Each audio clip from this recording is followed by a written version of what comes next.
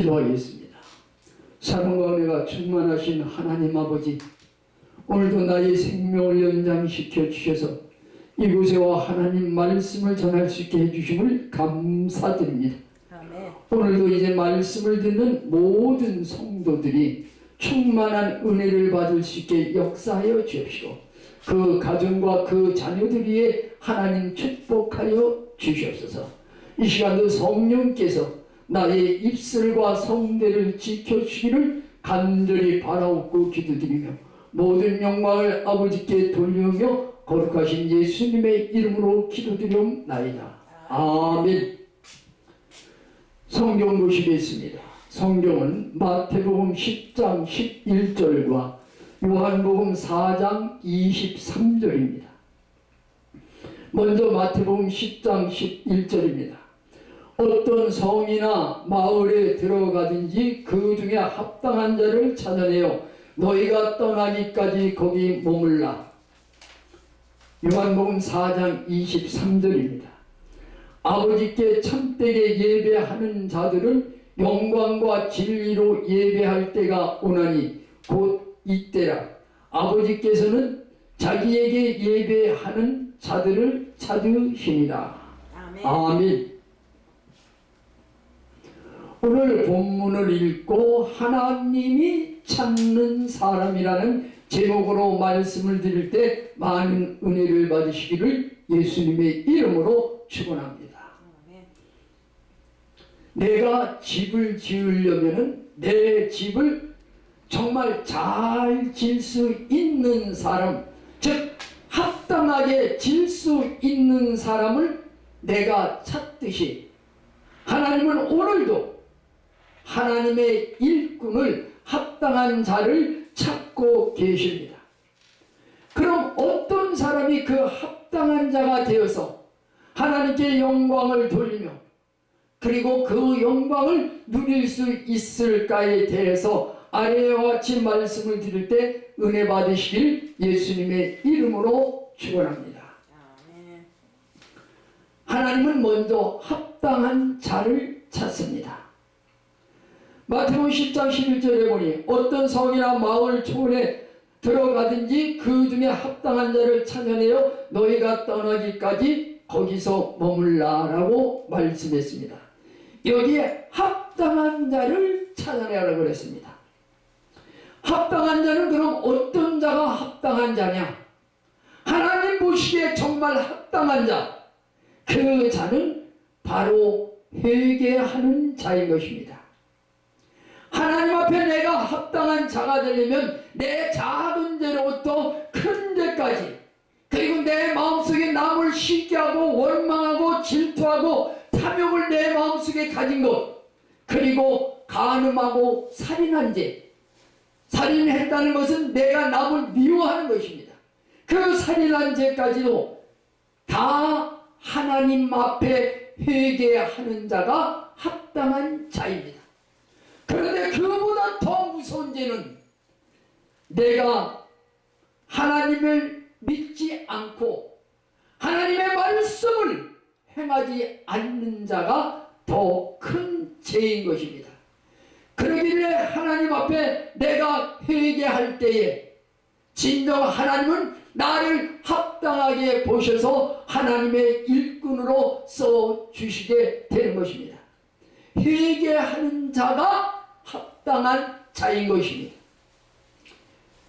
그 다음은 십자가를 질 줄 아는 자가 합당한 자인 것입니다. 십자가를 지려고 하지 않습니다. 왜? 십자가는 너무 힘들고 어려우니까 십자가를 많은 사람들이 지지 않고 평안하게 예수를 믿으려고 애를 쓰고 있다는 얘기입니다. 그런데 하나님은 우리에게 자기 십자가를 지고 나를 따르지 아니하는 자는 내게 합당하지 아니하다라고 말씀해주고 있습니다. 마태복음 10장 38절에 보니까 또 자기 십자가를 지고 나를 따르지 않는다도 내게 합당하지 아니하니라 라고 말씀해주고 있는 것입니다. 그 다음 어떤 사람이 합당한 자냐? 뒤돌아 보지 않는 자가 합당한 자인 것입니다. 뒤돌아 보지 않는다는 것은 내가 세상을 바라보지 않고 주님만 바라보면서 주님을 기쁘게 해드리는 자가 뒤돌아 보지 않는 자라는 얘기입니다. 뒤돌아 보는 자는 예수님 앞에, 하나님 앞에 합당한 자가 될 수 없는 것입니다. 누가복음 9장 62절에 보니까 예수께서 이르시되 손에 쟁기를 들고 뒤돌아 보는 자는 내게 합당하지 아니하다라고 말씀해 주고 있습니다. 그렇다면 성도의 쟁기는 뭡니까? 성도의 쟁기는 바로 예수님의 사랑입니다. 예수님의 사랑을 가지고 저 세상 끝까지 나가서 그 사랑을 나타내는 사람이 쟁기를 들고 뒤돌아보지 않는 사람이라는 얘기입니다. 과연 나는 예수를 믿고 얼마나 많은 사람들에게 예수의 사랑을 전해보았습니까? 진정 예수의 사랑을 전하는 것은 내가 뒤돌아보지 않고 세상 것 바라보지 않고 주님만 바라보는 사람이 그 사랑을 많은 사람들에게 전할 수 있게 되는 것입니다. 그 다음 합당한 자는 고난을 참고 이기는 자가 합당한 자인 것입니다.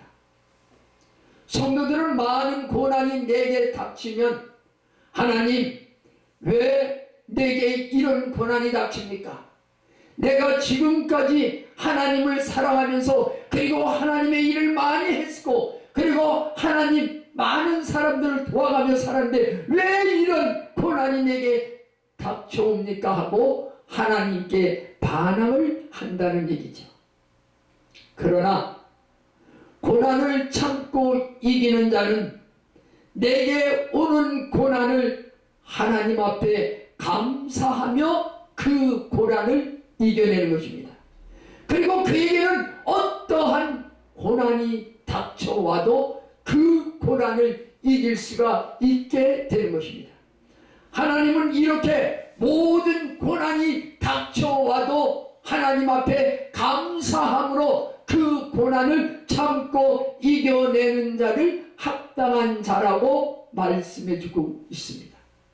우리는 어떠한 고난이 와도 실망과 좌절에 빠지지 않고 하나님께 나아가며 그 고난 속에서 빛을 발하는 사랑하는 성도님들 되시기를 예수님의 이름으로 축원합니다. 하나님은 예배 드리는 자를 찾으신다고 했습니다.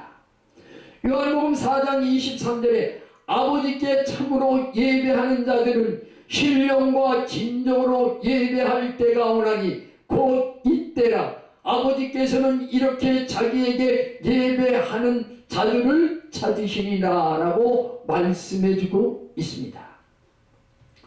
성도가 하나님 앞에 예배 드리는 것은 당연한 것입니다.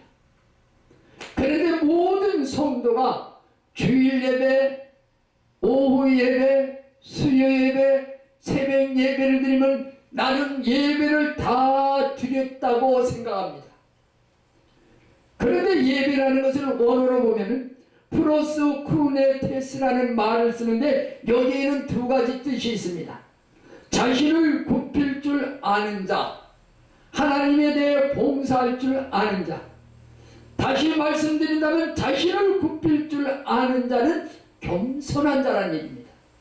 그리고 하나님에 대해 봉사할 줄 아는 자는 순종하는 자입니다. 바로 내가 하나님 앞에 겸손하고 순종할 때 그 사람은 예배 드리는 자인 것입니다. 하나님은 자기를 굽힐 줄 아는 자를 찾아내십니다.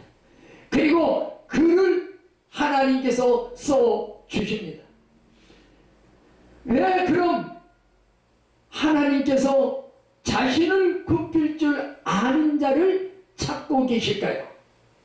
그것은 하나님께서 겸손할 해 주시는 것입니다. 교만은 패망의 선봉이라고 했습니다. 거만은 넘어짐의 앞잡이라고 성경에 말씀해주고 있습니다.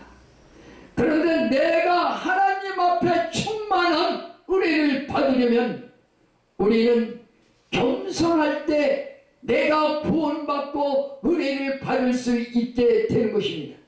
시편 149편 4절에 보니까 여호와께서는 자기 백성을 기뻐하시며 겸손한 자를 구원으로 아름답게 하심이로다 라고 했습니다.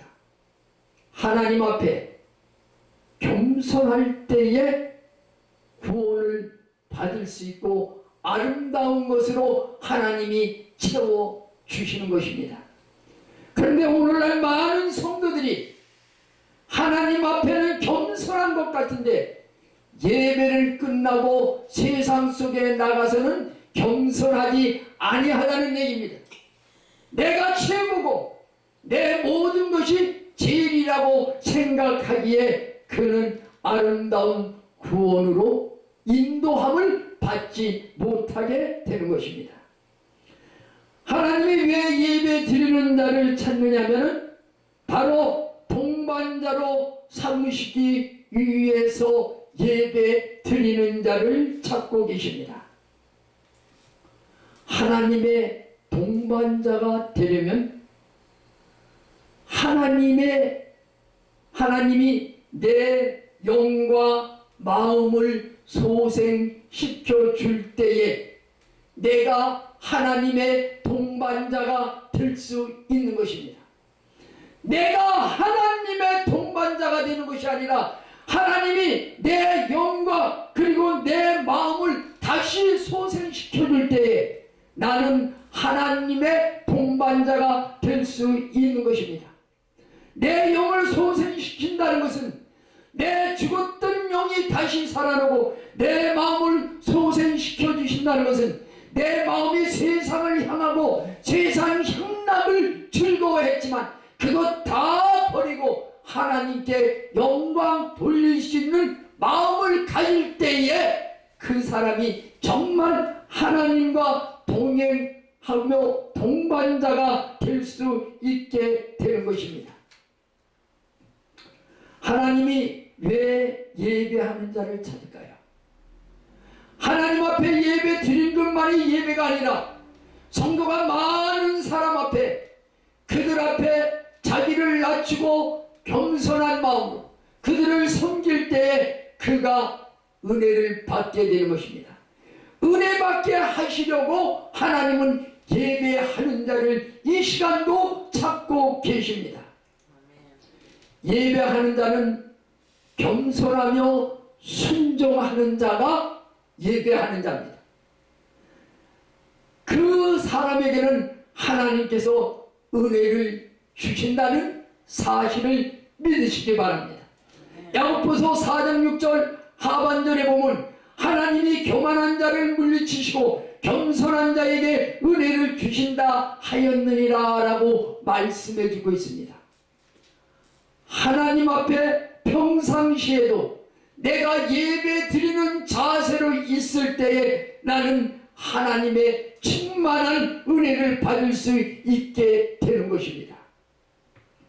하나님은 왜 예배하는 자를 찾으실까요? 다시 말씀드려 왜 순종하며 겸손한 자를 찾고 계실까요? 그것은 천국에서 큰 자로 만드시려고 그런 자를 찾고 계신다는 얘기입니다. 내가 겸손할 때 나를 낮출 수 있습니다. 그리고 겸손한 자는 어린 아이와 같이 낮아질 때에 천국에서 큰 자가 될 수 있는 것입니다. 마태복음 18장 4절에 보니까 그러므로 누구든지 이 어린아이와 같이 자기를 낮추는 자는 그이가 천국에서 큰 자니라고 말씀해 주고 있습니다. 하나님이 예배하는 자를 찾는 것은 어린아이와 같이 자기를 낮추는 자, 그래서 천국에서 큰 자로 만들어 주시기 위해서 예배하는 자를 이 시간도 찾고 계시는 것입니다. 하나님은 예배하는 자를 높여주십니다. 다시 말씀드려서 겸손하고 순종하는 자를 높여주십니다. 하나님은 나를 높여주기 위해서 예배하는 자, 즉 겸손하고 순종하는 자를 이 시간도 찾고 계시는 것입니다.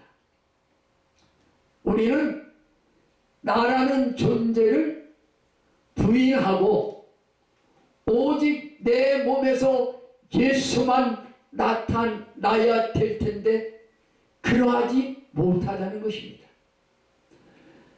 내가 주 앞에서 낮아질 때 주님은 나를 높여주십니다.